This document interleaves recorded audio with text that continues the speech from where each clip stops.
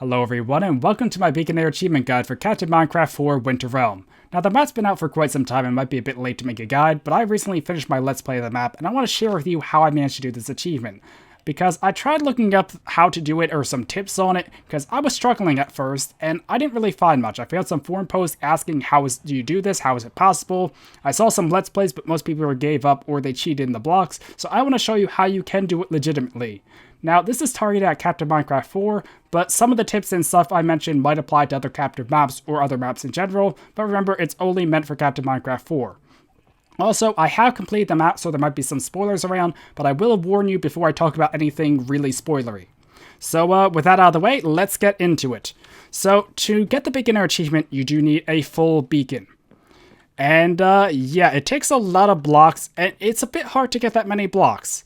So, you can't mine that many blocks alone, or at least I do not think it's possible to get that many blocks from mining. So what I'd suggest you do first is to loot all the chests you can. Save this achievement for last, get every chest possible in the map, and try and mine all the ores you can access. You also will want to have a fortune enchanted pickaxe, preferably in Fortune 3. It's not required, but it definitely would help and save some time in the long run.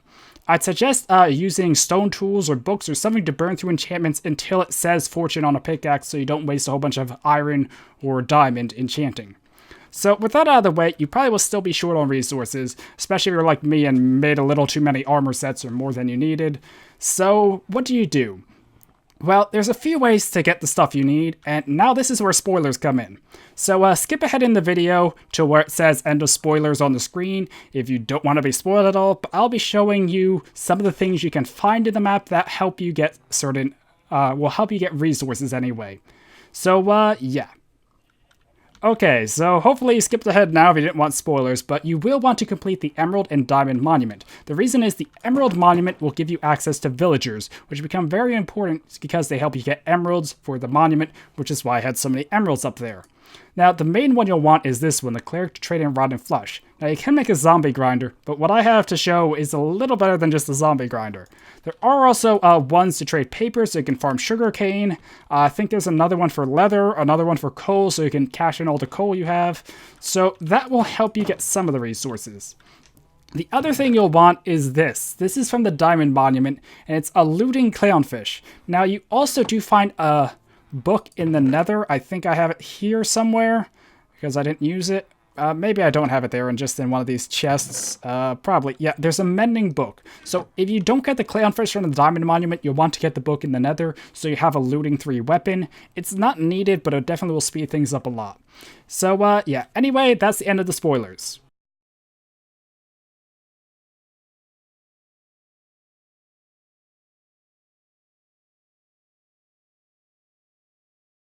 Now that the spoilers are out of the way, I will show you my method for getting the blocks for the beacon. Now, you might be able to guess what it is, and it's not that revolutionary thing, but I made a zombie pigman grinder to get the gold nuggets and ingots from them to get the gold I need for the beacon. So, let me head into the nether and just show you how I set this up, because it actually wasn't as hard as I thought it would be. Now, the good thing is, the nether actually had a lot of open space near the spawner. I did the spawner up here. There is other spawners you could probably use, but this is the one right near the portal that they made. So what I did is I made it 9x9 centered on the spawner. You probably could do an 8x8 if you checked which dimension it is, sort of thing, because spawners go 3 in one direction, 4 in another. But anyway, I just made a 9x9. And I made it drop about 20 blocks below the spawner, 22 or so, because if a pigman falls 23 blocks, it will be fatal and will kill it or leave it with 1 heart. I forget which it is. I think 23 blocks leaves it with 1 heart. But because they spawn in the air, their height will vary, because you can't use like water to push them around. So I built it like this. They spawn, they fall down, they take damage, and they're left with about 1 heart. So I would wait up here for a whole bunch of pigmen to spawn, then I'd head down here, and I'd kill them and get the gold nuggets and ingots. And it's also worth noting that this is in 1.10 when I'm playing the map. Here's some gold swords left. So pretty much I made it like this. I have the trapdoors here, so yeah, if you have to go in so they can see you before they come. The trapdoors are here though, so the zombie pigmen couldn't get in. They can though if they're riding the chicken, so watch out for that. But yeah, you just kill them like this and wait for them all to die. They shouldn't spawn when you're down here, and I put a little trapdoor here so I can easily get in. Then I'd collect all the items and experience, and go back up and wait.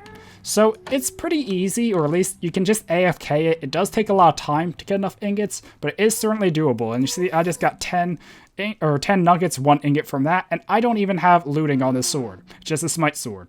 So that's why looting is important to get if you can, if you have a mending book or another way. So yeah.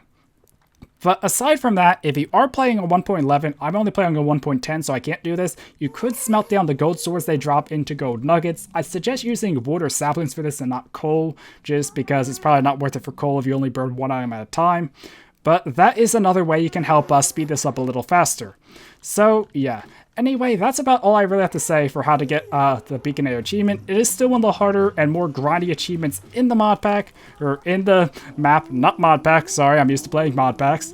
But yeah, it is still doable, and this method was a lot quicker than I first thought it would be. I thought I'd have to spend a lot more time, but, you know, if you can just AFK a few hours here, you can quickly build up a lot of the gold you need, and I actually have more resources than I need from the beacon, because I went a little overkill here, just to make sure I had enough. So yeah, anyway, hopefully you guys found this guide helpful, and until next time, goodbye.